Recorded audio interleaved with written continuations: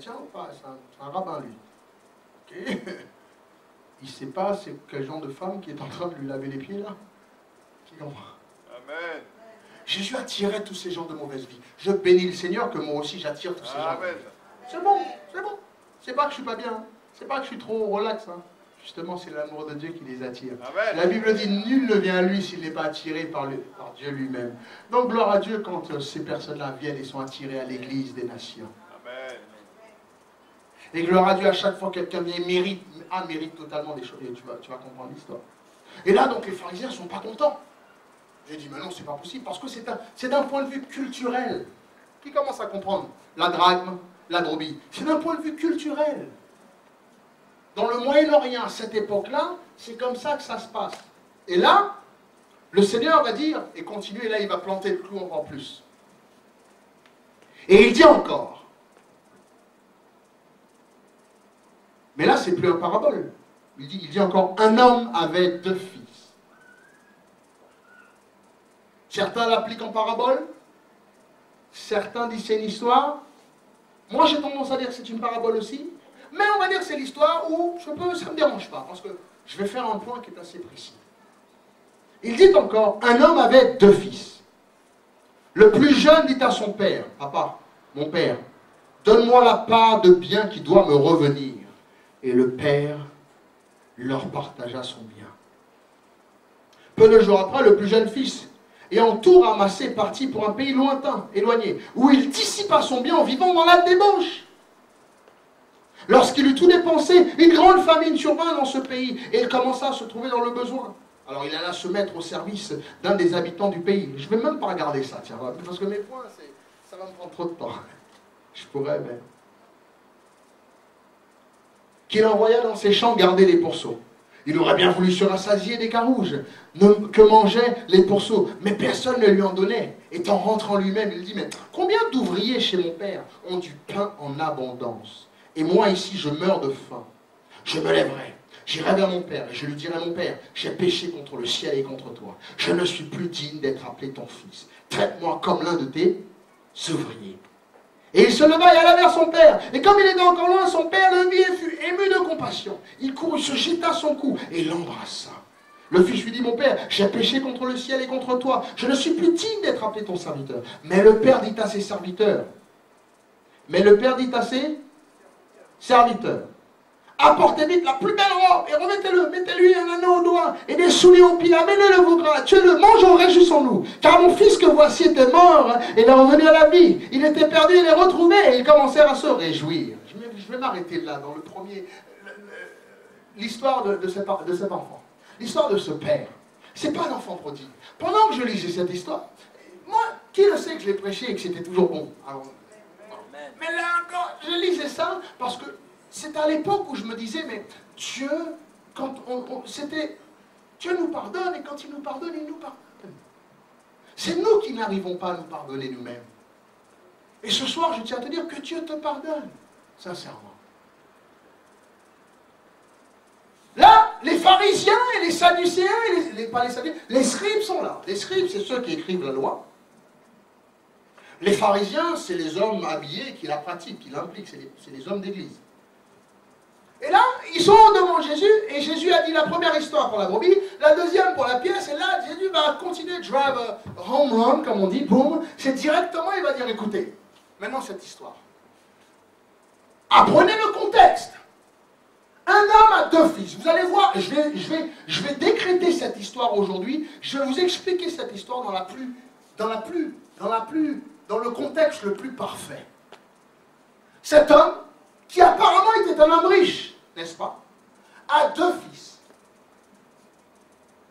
Et vous allez voir que le terme que j'ai noté, c'est que cette famille-là est une famille, ou qui pourrait dire aux yeux des pharisiens, une famille honteuse.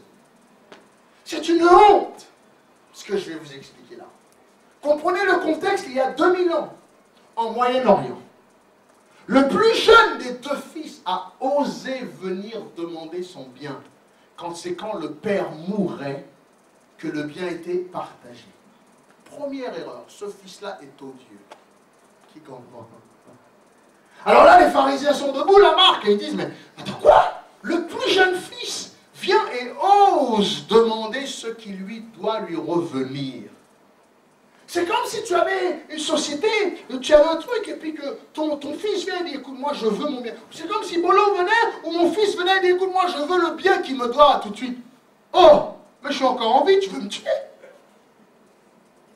Le fils, là, vient de manquer de respect à son aîné. C'est culturel. Et vous allez comprendre que quand Dieu pardonne, il pardonne parce qu'il va dépeindre ce garçon comme l'un des plus outreux de toute la terre. Qui commence à comprendre? C'est le premier qui était obligé de venir et de dire, d'abord, je prends. Mais c'est le plus jeune qui vient, qui dit, papa, mon père, donne-moi ce qui me... Il n'a même pas dit, donne-moi un peu de sous, hein. Donne-moi ce qui me revient. Ce qui veut dire que, dans le contexte de l'époque, c'est 2/3 qui va au premier et le reste qui va au dernier. Mais il faut d'abord que le père meure. Et donc c'est comme si le fils disait, écoute vieillard, meurs, crève, donne-moi mon bien. Qui vient de comprendre? Allez dépêche-toi, crève, donne-moi mon bien. Oh oh, l'enfant prodigue n'est plus la même histoire là. Hein.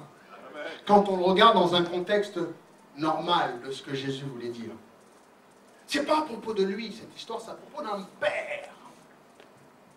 Donc, premièrement, ce fils va venir et va oser. Et en le faisant, il va dire, mon père, papa, crève et donne-moi ce qu'il me doit. Ça, on pourra même... là, on peut couper ça en 2-3 messages. Hein. Volume 1, 2, 3. Hein. Parce que je pense qu'il faut que les gens comprennent le pragmatisme de cette histoire. Le plus jeune dit à son père, papa, donne-moi ma part qui doit me revenir. Donc il parle au futur, donne-moi-la maintenant. C'est odieux dans un contexte comme ceci. Et le père leur partagea son bien. Peu de jours après, bon Dieu de bon, pas 6 ans, 6 mois. Ça veut dire que le père a dit, ok, tu vas voir ça. Immédiatement, le fils va tout liquider ce qu'il lui doit. Liquider veut dire vendre à petit prix, à bas prix. Ce que le père a travaillé toute sa vie pour. Qui commence à comprendre? Ce que le père a galéré pour avoir, le fils va le liquider, petit prix. Le fils va aller à cash converteur, c'est tout le monde. Pas cher. Et ayant tout ramassé, parti pour un pays lointain. Quelle horreur! Alors je m'arrête là parce que c'est bon tout ça. Parce que dans les pays du Maghreb, j'aime les pays du Maghreb, j'aime la culture du Maghreb, parce qu'en fait dans les pays du Maghreb, si on regarde bien, il y a tout ce qui est l'honneur. C'est tout par honneur. C'est tout par l'honneur de la famille. Et je sais que lorsque moi je me suis marié, mon épouse qui est maghrébine, c'était une question d'honneur. Et à chaque fois, je me rappelle la belle-mère qui disait, oui, mais tu sais, il y a tes cousins qui veulent venir, les cousins qui disent, ouais, on va aller, on va voir le Joseph, on va lui casser la figure. Et ma belle-mère disait, bah attends, tu sais où il habite, vas-y, tu verras ce qu'il va te faire.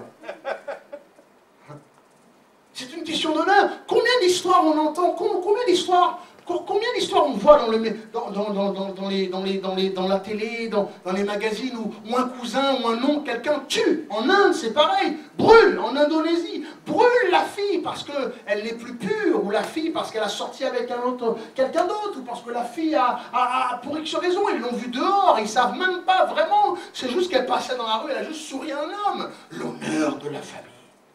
Donc c'est une culture comme ça, où l'honneur de la famille vient totalement d'être bâclé. Amen. Qui comprend? Alors là, les pharisiens disent, c'est pas possible. Un gars comme ça, forcément, Jésus a dit, attends, faut que j'explique l'histoire. Faut que je finisse l'histoire. Ce garçon prend tout et s'en va.